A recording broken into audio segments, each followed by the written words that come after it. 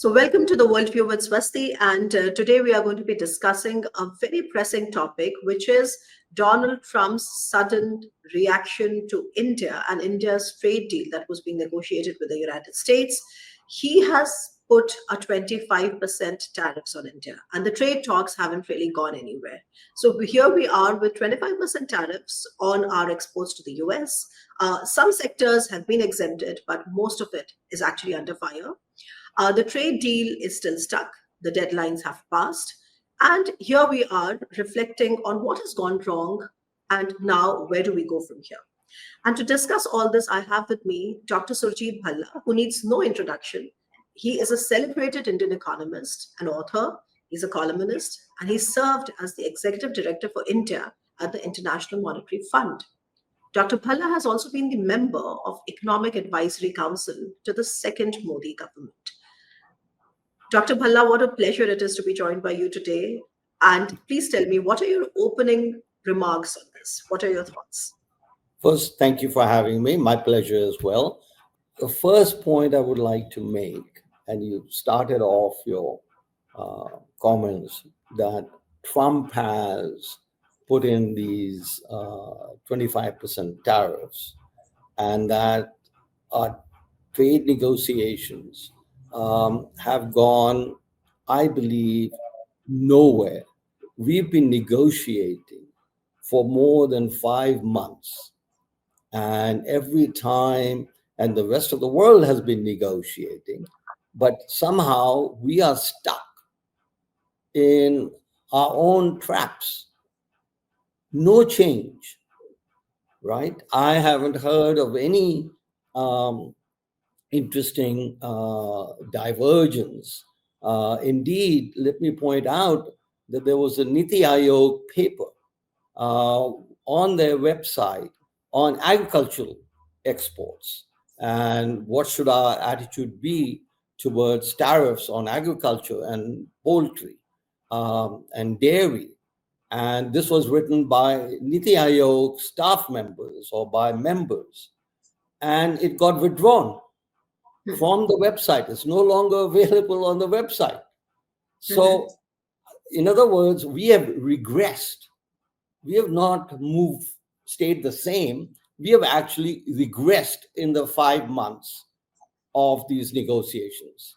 So therefore, I think let's not, that Trump has put in 25% or 15% or whatever.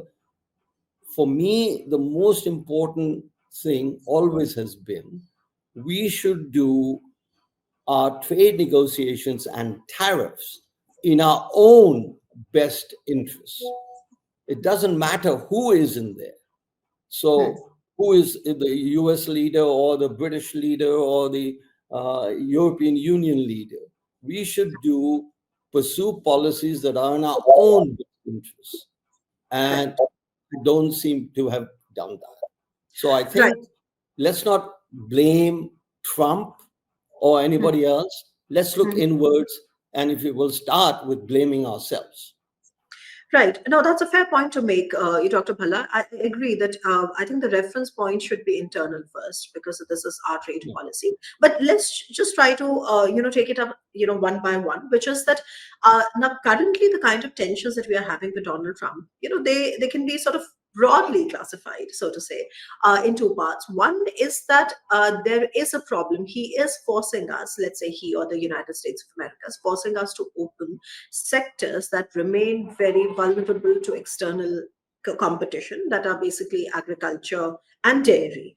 And we have remained protectionist on that. So that's one part. And I certainly would like you to elaborate a little bit on that. That why is it that in 70 years we have still remained where we were, one.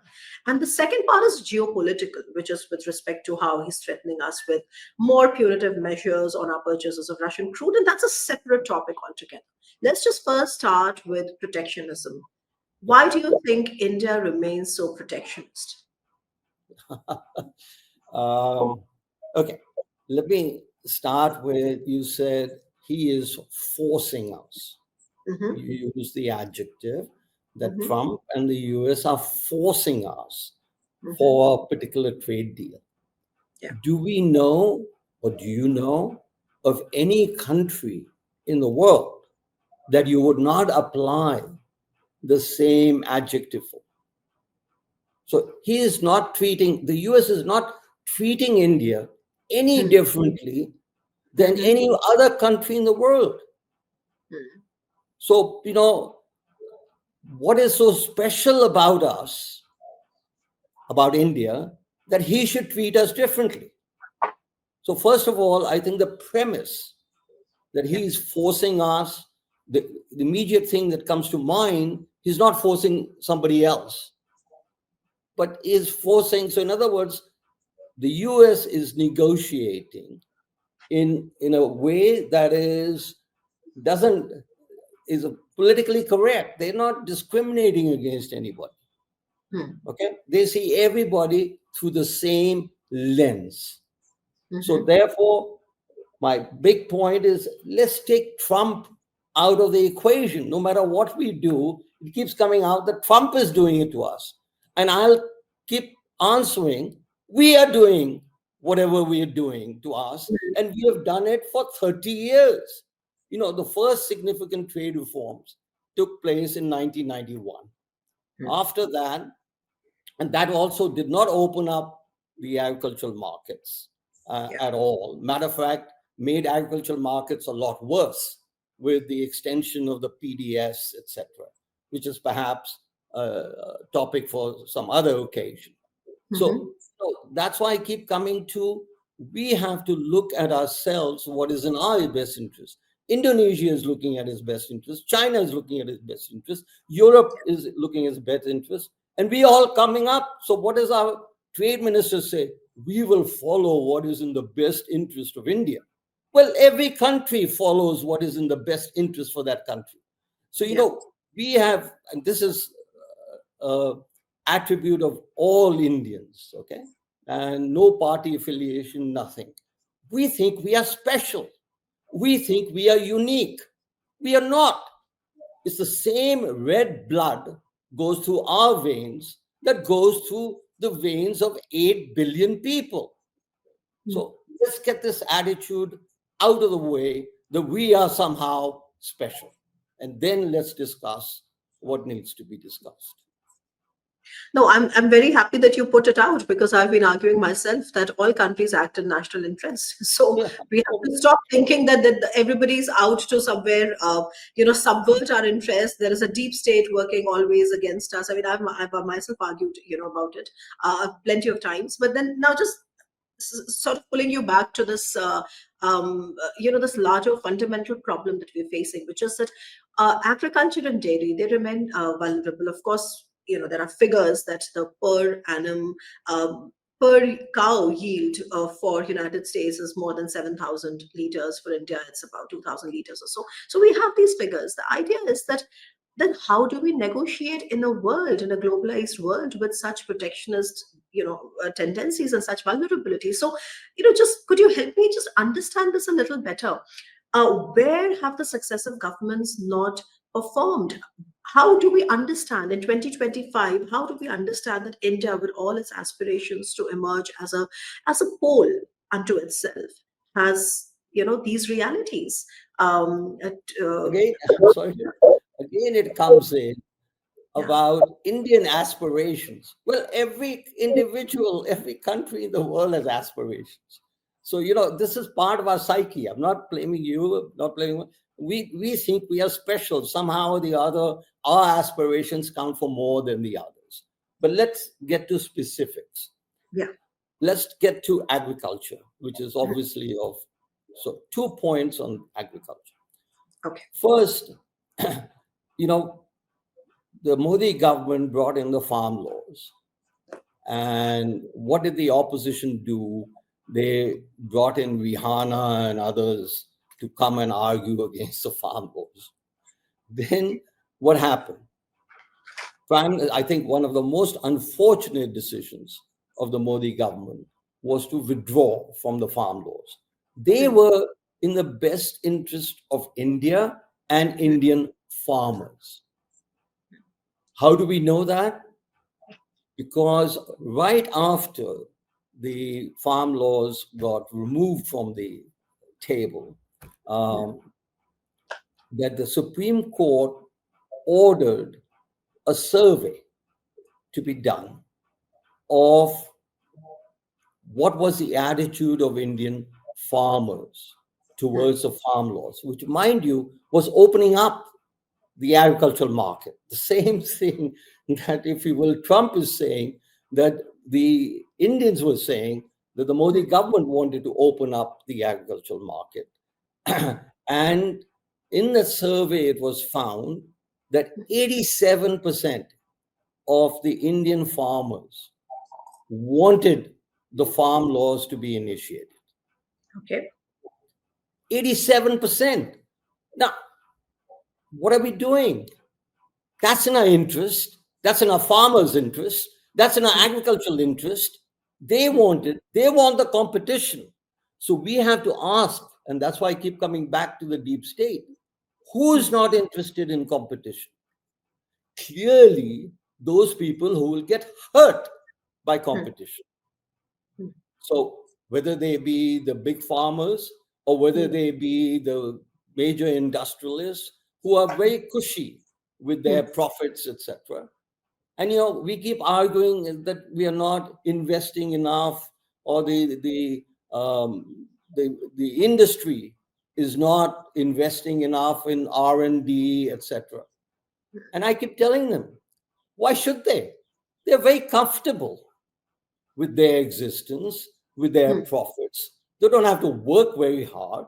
That's the story of monopolists or dominant forces everywhere. That's what Adam Smith said 300 years ago. We need competition. And what we don't have in India is competition.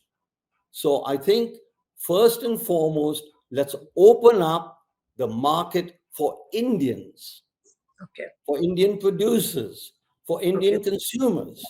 And then worry about what Trump is saying and not saying. Right. So that's one part. And a related aspect one also sees when it comes to investments, because despite all the schemes like Make in India or the production linked incentive, the PLI, we did see that investments didn't come the way we expected them to come. Also keeping in mind this widespread rhetoric on de-risking from China and China plus one diversification. Now, that's one part. And as a result, of course, manufacturing didn't grow. Manufacturing has not grown in proportion to our GDP. The more we export to the West, the more we'll end up importing from China. So, at the heart of this problem then seems to be the fact that Indian manufacturing experience has not been able to mature at all. And for that, the investments are not coming. Now, your thoughts on why are we in this kind of a deadlock? If India remains such a preferred choice, as is often repeated from several quarters, why aren't the investments coming? So the simple answer is that the investments are going to be made by the private sector, not by the governments, that'll end up promising on their behalfs. But why do we remain such an investment unfriendly ecosystem? सारी दुनिया घूम घुमा के वहीं आ जाएंगे. जी. Right. So, and I will also travel the whole world, come back to that. Look at, I don't know if you saw that movie, Jerry Maguire. And in that movie, there is a football player and who keeps asking his agent, who's negotiating on his behalf, to show him the money. In India's case, and now I keep arguing, show me the evidence for all of our assertions that this is hurting us or that is hurting us, etc. So let's omit that. I have argued and that instead of production linked incentives, we should have export linked incentives. So why don't we do that? Okay. Now, one answer to that might be that we can't do that according to the WTO rules, which is a fact. But at the same time, countries like China, like the US, have avoided, if you will, coming under the deep WTO rules and provided. So, for example, the reason the industry grew to such a Mm-hmm. phenomenal extent Mm. in Korea is Yeah. because the government chose the winners, right? Just like we do. Okay. Every country or industrial policy is choosing the winners. Nothing wrong with choosing the winners. Mm-hmm. The difference is in India, we say produce for the domestic market, in which case there are no checks and balances on their Mm-hmm. competitiveness because we have tariffs. In Korea and every other country, they find ways to force them to produce for the export market. Okay. And that is one big, big difference as to the industrial policy in India, like PLI, and the industrial policy of most successful countries, including China. I gave you the example of Korea, but China even more so, or Thailand, or any other country. So we have to, and the point is, now you might ask, why don't we do that? Yeah. Well, the importers don't like the production linked incentives goes export linked incentives means that you have to be competitive, you're forced to be competitive, and our the deep state doesn't like competition because that means they have to earn their living the hard way, and we are all very comfortable earning the living the easy way with protective walls. that is to say, we keep producing inefficiently, we keep making profits, so we are happy, but the Mm-hmm. country is not happy. Mm. The no one else is happy. So the monopolists are happy, but the country is not happy. The people are not happy. So Okay. therefore, we have to find a way out. Now, the only time this has really happened in India was in 1991 Yeah. when Narasimha Rao had the political courage to stand up to the deep state and said he was going to bring in these reforms. And it was a fait accompli. Mm-hmm. So there's nothing, when the farm laws came up, oh, the Congress said you didn't discuss it, etc. And you should have discussed with the opposition. We are a democracy, we are a parliament system, and so on and so forth. So please tell me, when the 1991 reforms came about, which Mm. discussion was there with the public? None. It was an internal, which is what all the important decisions are Yeah. internal. You don't have it, this is democracy doesn't mean we have to have a public debate on everything. What are Right. policymakers for? So, Mm. therefore, I think we have to. Now, I'll give you another example. And uh, Amitabh Kant had this article recently on why is it that we have high import duties on man-made fibers. Okay. Now, who are we protecting Hmm. by having high? And that's a intermediate good that goes into textiles. And the Bangladesh, Vietnam, every country has taken the lead on us in textiles. Yeah. We were the leader, 70 years ago in textiles, or maybe 60 years ago. And after that, we've lost out. So we should ask these questions, and we don't. And our trade experts, our economists, don't ask deep state questions. They have Okay. to be upfront. Yeah. And No. Amitabh Interesting. Kant, as I said, has asked it. Yeah. Okay. No, Dr. Bhalla, that's fascinating. Of course, with all the knowledge and experience that you carry. I mean, of course, this analysis is fascinating, and I think also because this is so foundational, for us. Now, before I go further and ask you what is the problem with investments, per se, please, because you're referring to it again. Would you also, for the benefit of the viewers who may be listening to you for the first time, also, explain what do you mean exactly by the Indian deep state? So I try to explain it, and I think it's not very mysterious. Mm-hmm.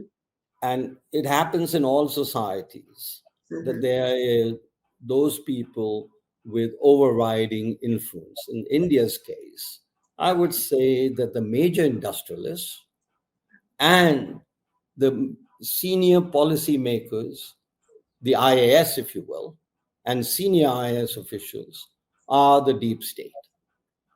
So they are the ones. Now, politicians come and go, but the major industrialists and the IAS goes on forever. So that is, why, that's why I keep coming back to why is it that our politicians are different, our political parties in power are different, but our policies remain the same. So I Fair would point. ask you, why is it?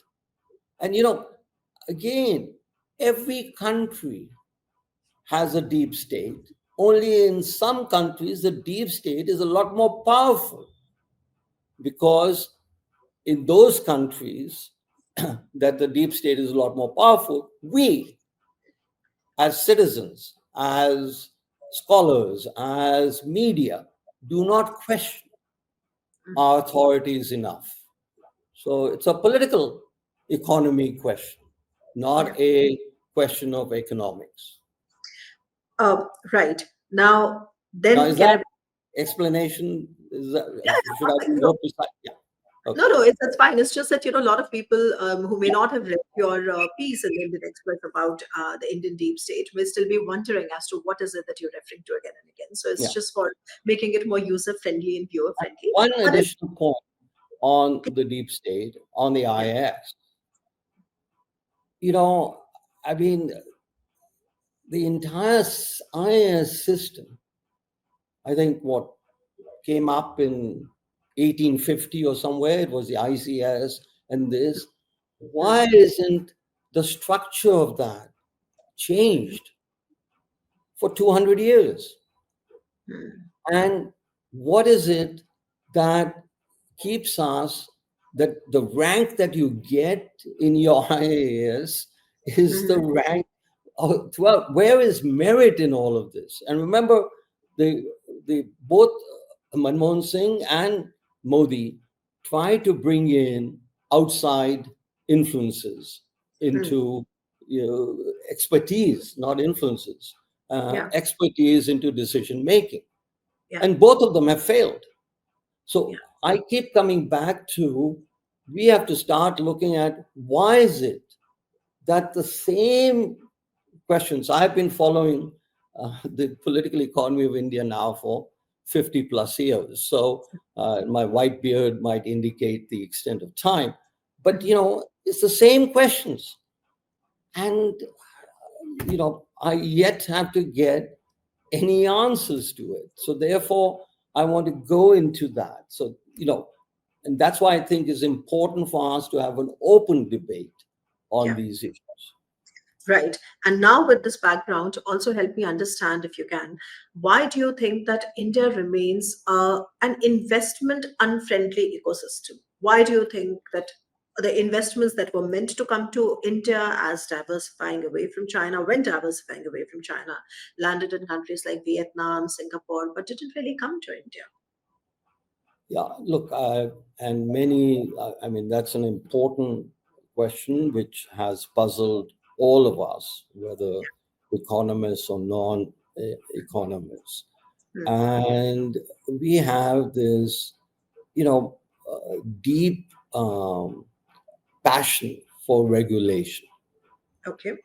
And we keep regulating, and they keep the ministers, the politicians, and experts keep asking Hmm. about um, the deep regulation. Let me give you two examples of that very recently.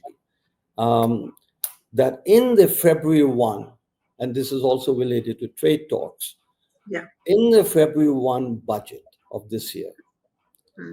the finance minister outlined two new Hmm. policies. Hmm.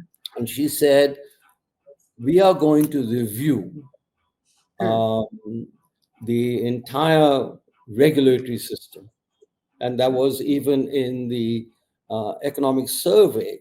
It came out that, regulatory cholesterol, or whatever the expression was used, but basically we needed to deregulate. Okay. Okay. And this is official policy, stated policy of the government.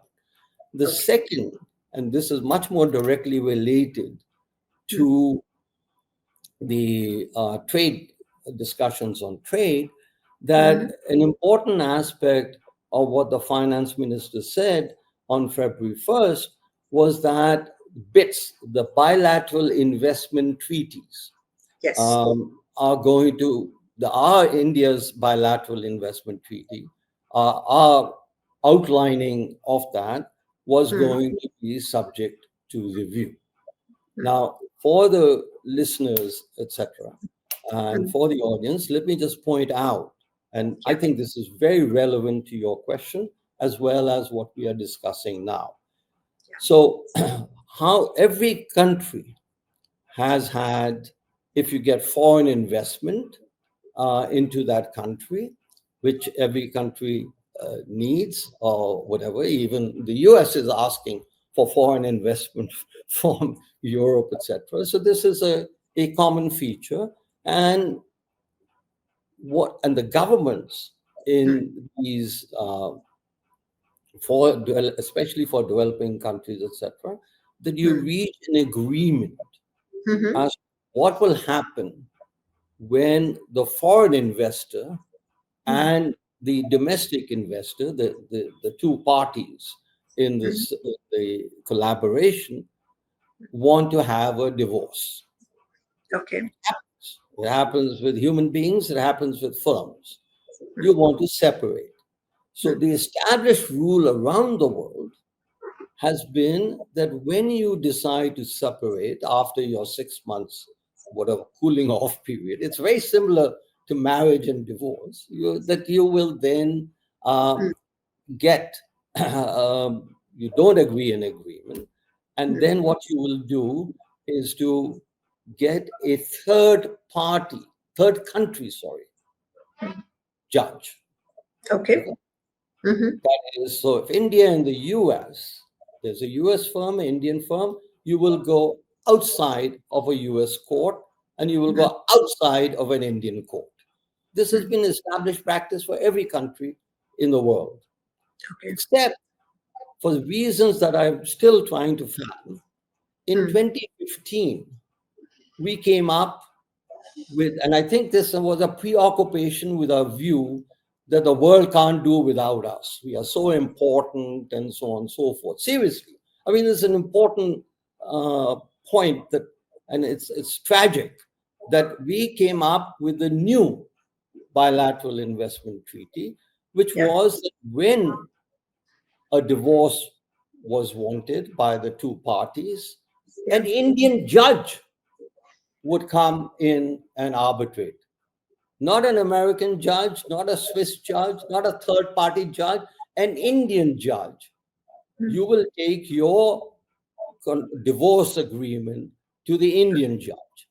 Now, it's not an exaggeration to state that I don't know of a single Indian who will trust an Indian judge. Even the political system and our judicial system doesn't trust an Indian judge.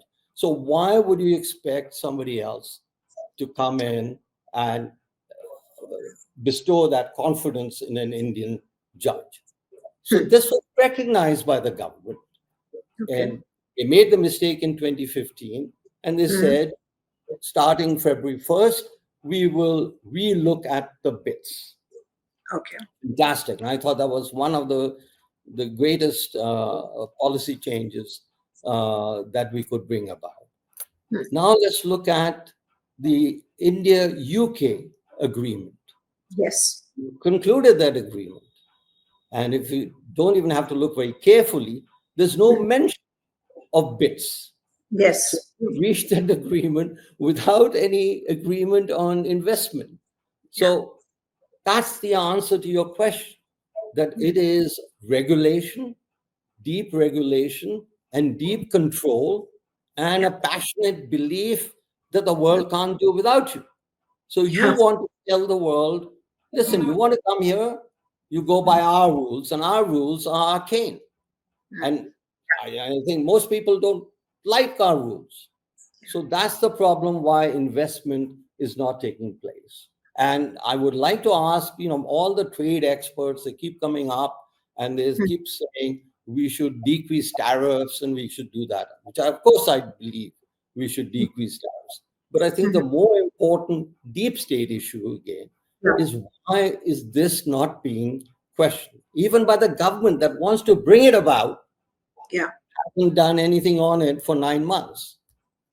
Yes, no, I agree with you there. Of course, these are that's the critical driver, as many would perhaps say. Now, very quickly, just bringing it back to where we are today. So, the how do we then negotiate, for example, in your opinion, with the United States? I'm of the opinion that we should negotiate with the United States. The government has not come up with any official statement, so to say. In fact, as the whole country was perhaps waiting for Prime Minister to say something about it, or perhaps any other, credible voice from the government to say something about it, I think the only thing I saw yesterday was Prime Minister's release on Indian mangoes. So, just to sort of bring it back, how do you think we should be going ahead with the negotiation? I think we should be going ahead with it as to what our own experts are saying. Okay. And therefore, I want to come to what our experts, as I said, Hmm. on agriculture, Okay. that NITI Aayog, Hmm. two experts at NITI Aayog, came out with a draft paper as to Mhm. how we should approach the negotiations.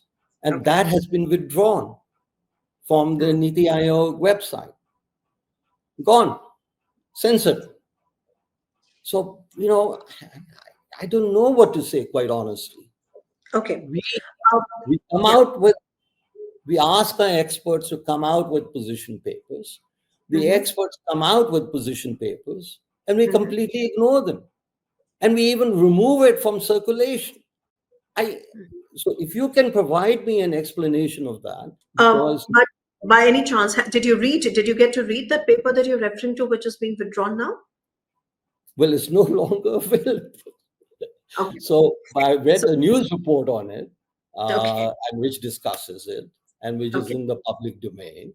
Right. Um, you know, but it did say, I can read you parts of it.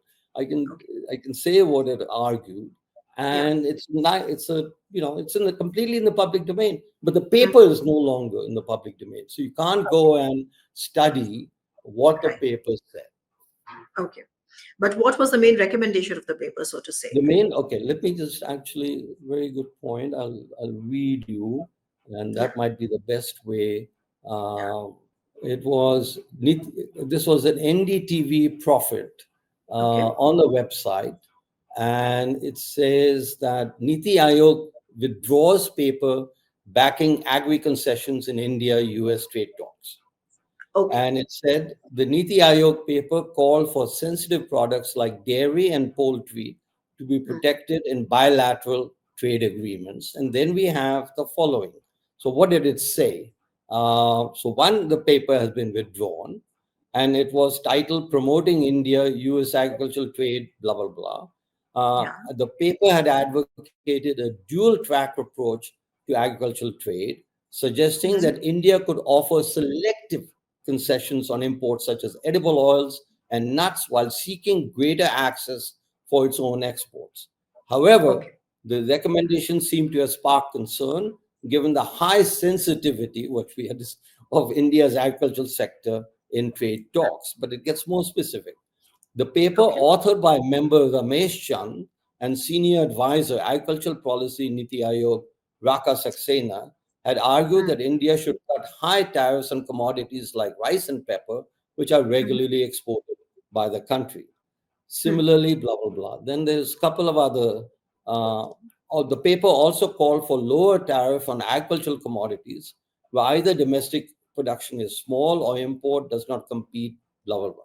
For Mm. example, then it goes on. So there are quite a bit of. I will send you this Yeah. right after. But so the point is, at least it was taking a step forward in terms of what the negotiation. We have to do a give and take. And what the withdrawal of this paper shows, we don't believe in negotiation. And, my way or the highway. And that seems, it's rather unfortunate for, if EU doesn't do it, if Yeah. UK doesn't do it, if Japan doesn't do it, if China doesn't do it, who are we to impose such stringent conditions on discussion? Yeah, but Dr. Bhalla, what also makes this entire matter, a little bit more complicated is when you bring the geopolitics in it, and which is that Trump has also threatened, even though we don't have a firmed up decision from him on how those punitive measures are going to look like. And here I'm referring to the import of Russian oil. Now, you bring the geopolitics into it, and suddenly the matters become much worse than what they originally were, which is like a stalled trade negotiation. And now you have another threat of punitive measures. It could range from 0% to 500%, according to the Lindsey Graham Blumenthal bill. But how do you look at it? Is this is a bit of arm twisting, isn't it? Or do you think it's simply brute economics? This is how countries look at their interest. Please just help us understand this. Yeah, another very important question, but I will come to it very directly and explicitly. But Yeah. first, last issue on the agricultural side Oh, yeah, is please. genetically modified products. Yeah, the GMOs. Yeah. Yeah.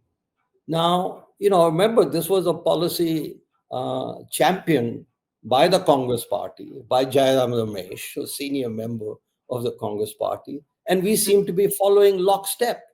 Mm-hmm. Why? Mm-hmm. Why are we opposing when it's in our own interest? In the case of cotton, there's illegal GMO, which is very, very successful, illegal seeds, and so on and so forth. So, this goes on regulation. Why is it that we haven't made that legal? I mean, there must be some money changing hands in order for you to continue with an illegal, so-called illegal item. Okay. Now coming to the geopolitics, which I think is very relevant and very important.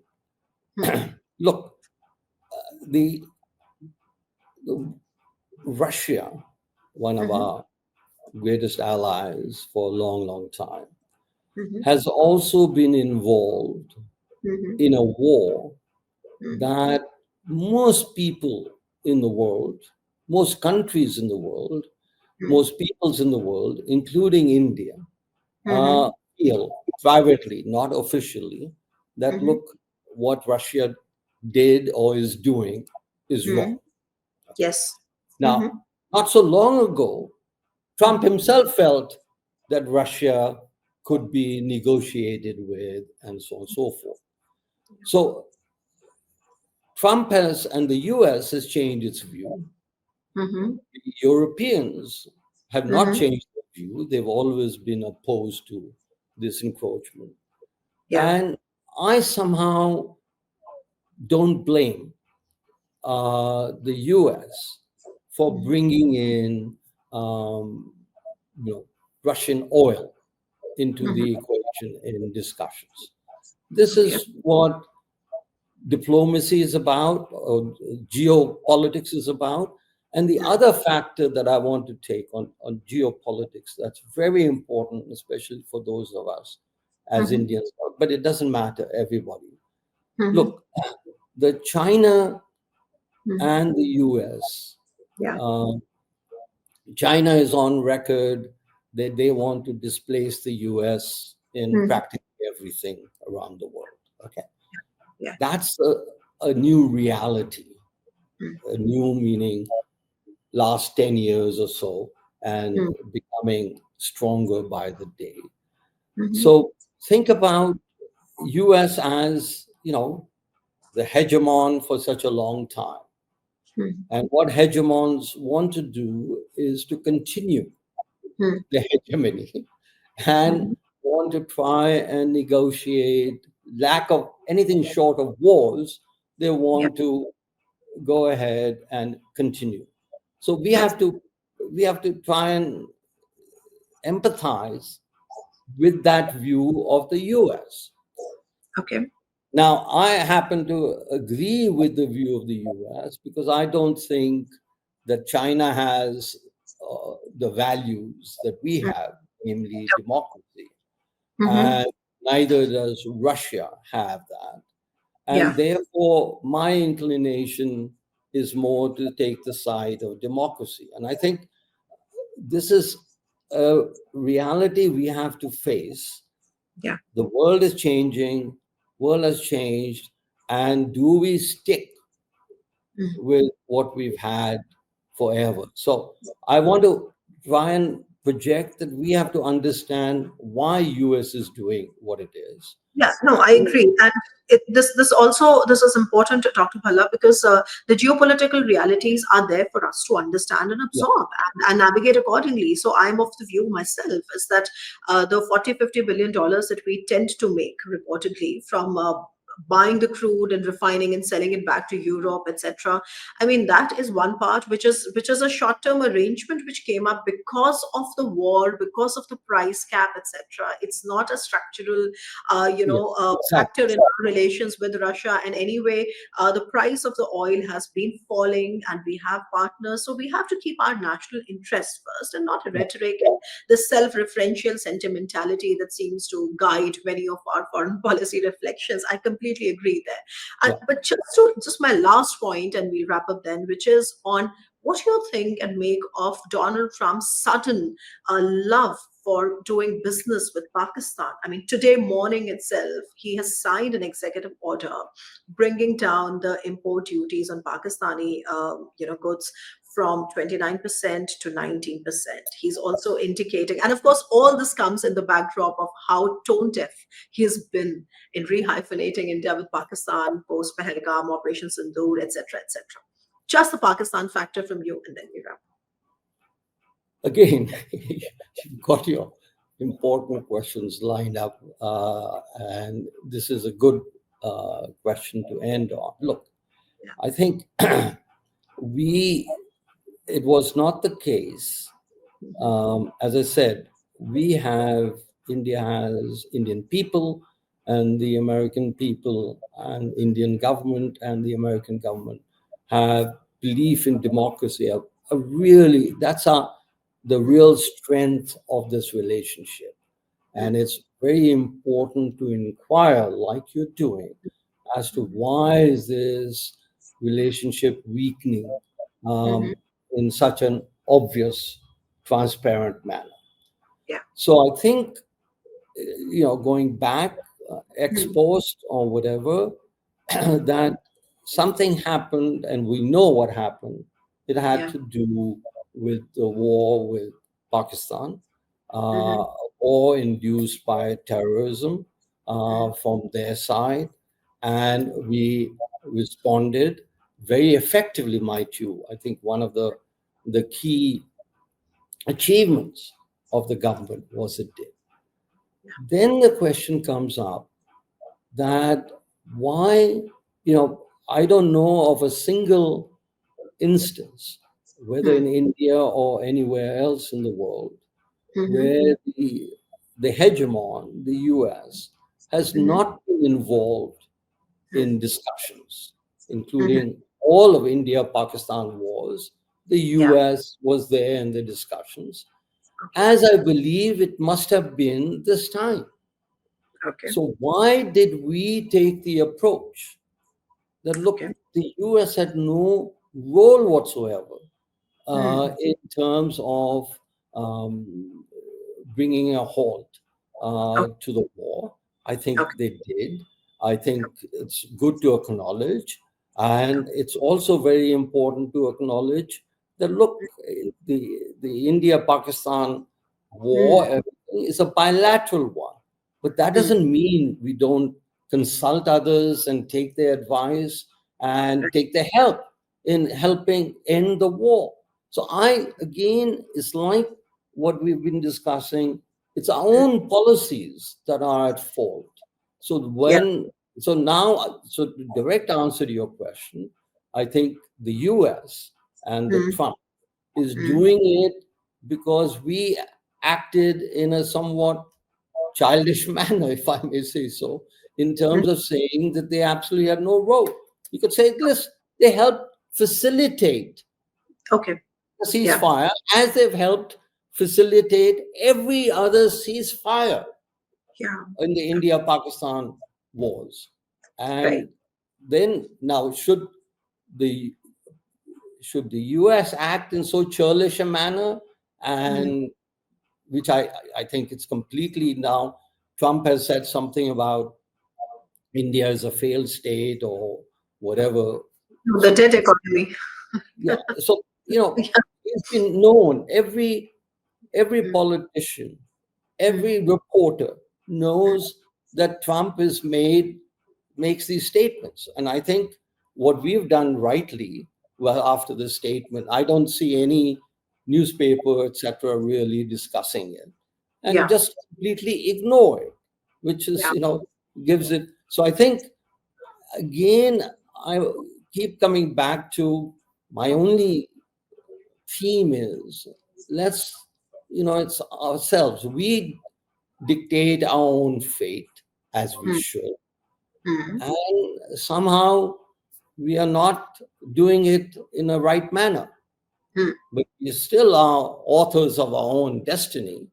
mm, And I'm just saying maybe a slight nuance change in the authorship mm. within it might help us achieve the goals of Viksit Bharat. Okay. On that note, Dr. Bhalla, it was such a pleasure to speak to you for the worldview. And I really appreciate the time that you took out today and helped us understand all these complex matters. Of course, it's economy, economic security, internal reforms, geopolitics at a time when we are living in a very fluid, global order.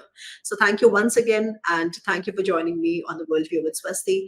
And I'll be back yet again with a fresh new episode. So you stay tuned. Yeah. Thank you very much.